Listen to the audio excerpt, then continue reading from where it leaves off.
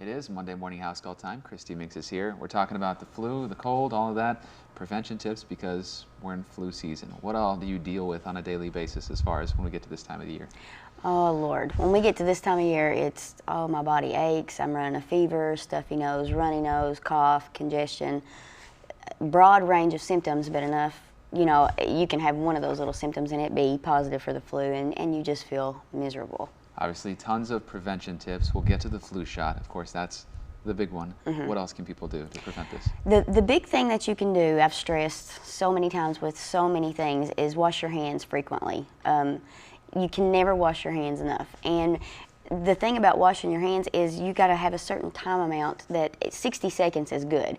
But for little kids, you know, make them say their ABCs while they're washing. Right. Make sure you scrub between your fingers and in warm, soapy water. Antibacterial soap is suggested, but any kind of soap will do. Just get those germs off your hands. That way you're not transferring to somebody else or yourself. And wash your hands frequently. Yes. Right. Frequently. What else is there out there? Make for sure that you don't share cups, share food, don't use the same fork and spoon as somebody else. If you sneeze or whatever, make sure that you're covering your mouth.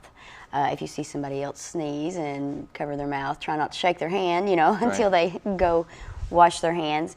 Make for sure that you keep your children's toys clean, you know, Lysol, whatever you have to do.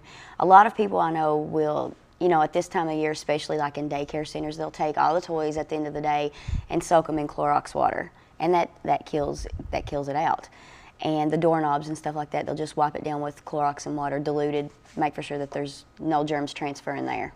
Also, smoking can play into some of this. Smoking can. Smoking.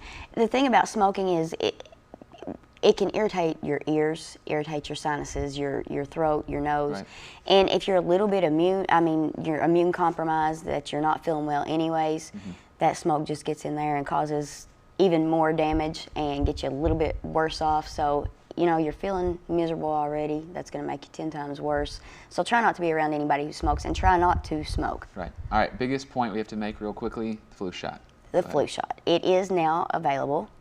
We have them over at primary care centers. I'm not sure the other clinics that have them right now, but the CDC has released it early this year. They're saying that it's going to be a pretty big flu season to go ahead and get your flu shot. We do not see a shortage as of right now. That's usually a big deal that they're thinking, oh, there's a shortage of them.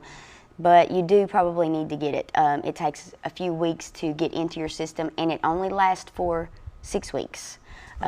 So right now is about the prime time to go ahead and start getting that. All right, thank you, Christy. Go out, check with your local clinic, your local physician, get your flu shot now, and it'll last you for a while. Thank you. We'll see you again next week for another edition of Monday Morning House Call right here on Mountain News This Morning.